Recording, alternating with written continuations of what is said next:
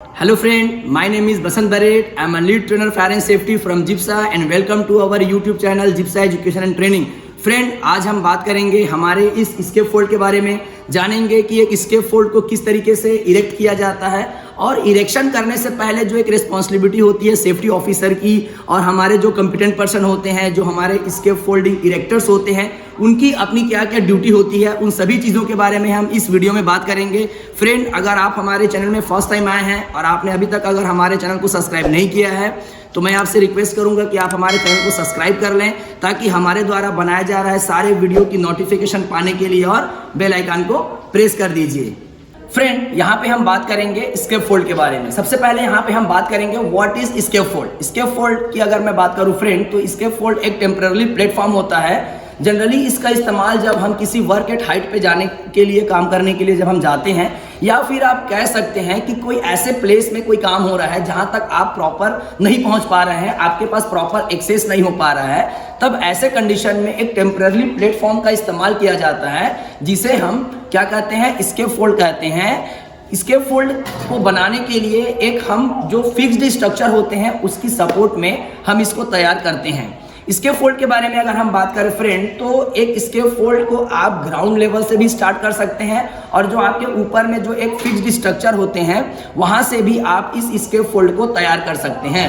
Friend, अगर हम बात करें स्केप फोल्ड के बारे में, तो हमारे आज के कंस्ट्रक्शन लाइन में देखा जाए तो डिफरेंट टाइप के स्केप फोल्ड का हम लोग इस्तेमाल करते हैं, जिसमें हमारे पास सिंगल स्केप फोल्ड होते हैं, डबल स्केप फोल्ड होते हैं, trestle scaffold, suspended scaffold, हमारे पास मोबाइल स्केप फोल्ड आते हैं। उन्हीं में एक स्केप फोल्ड आता है जो कि स्टील ट्यूब्स एंड कपलर वाले स्केप फोल्ड का सबसे ज़्यादा इस्तेमाल किया जाता है, क्योंकि इकोनॉमिकल वे की बात करें, चाहे आप एक रेसिस्टेंस वे की बात करें, चाहे एक आप सेफ्टी पर्पस की बात करें, सबसे ज़्यादा जो यूज़ होते हैं वो है हमारा स्टील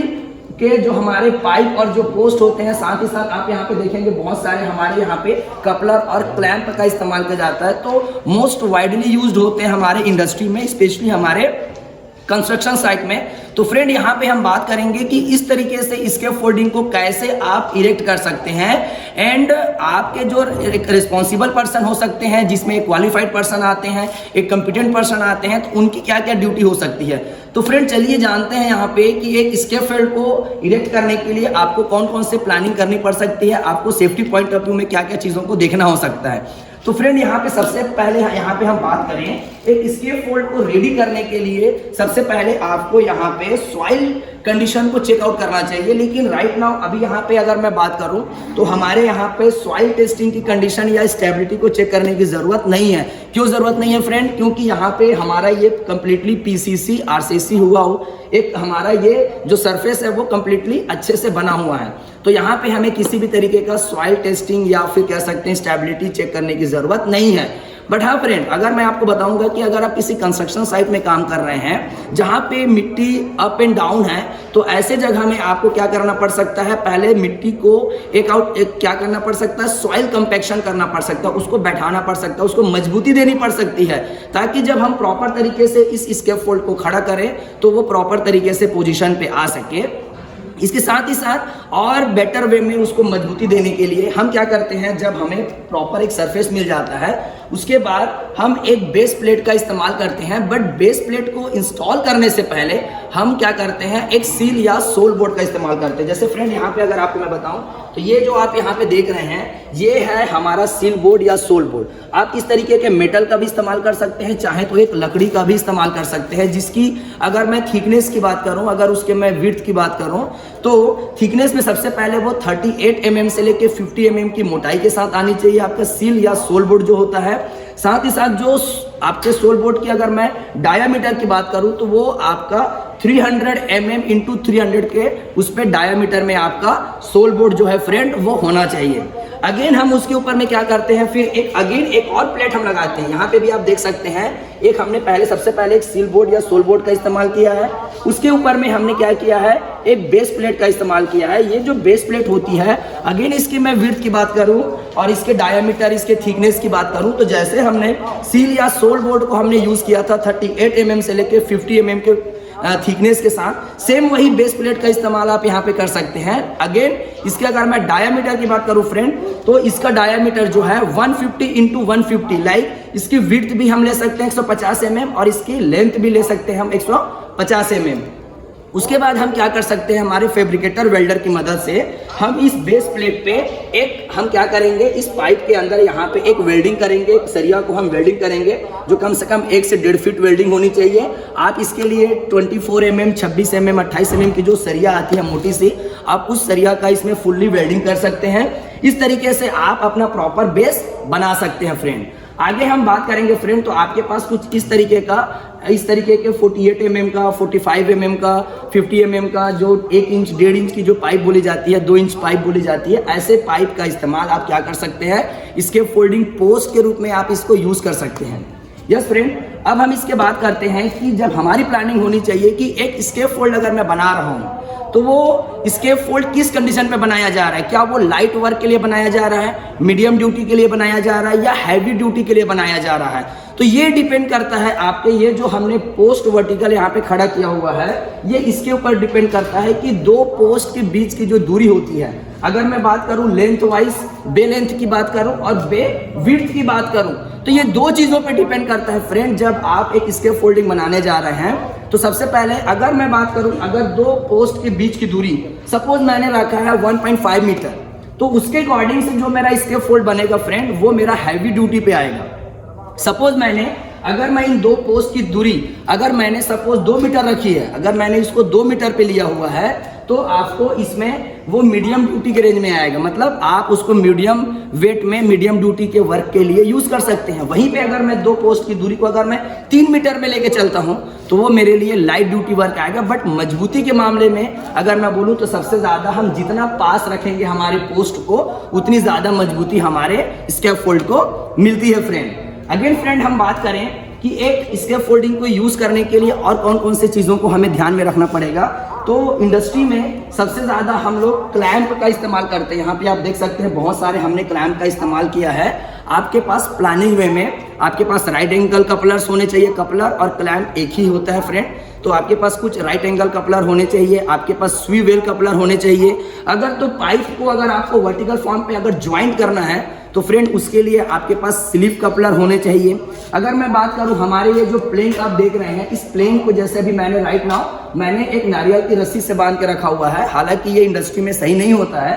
तो आप ऐसे जगह पे क्या कर सकते हैं, बोर्ड क्लैंप का इस्तेमाल कर सकते हैं फ्रेंड, जिसका एक हिस्सा हमारे पाइप से जुड़ा रहेगा, दूसरा हिस्सा हमारे बोर्ड को इस तरीके से पकड़ के मजबूती से उसको अटैच कर देगा। तो इस तरीके से आप क्या कर सकते हैं, बोर्ड क्लैंप का इस्तेमाल कर सकते हैं।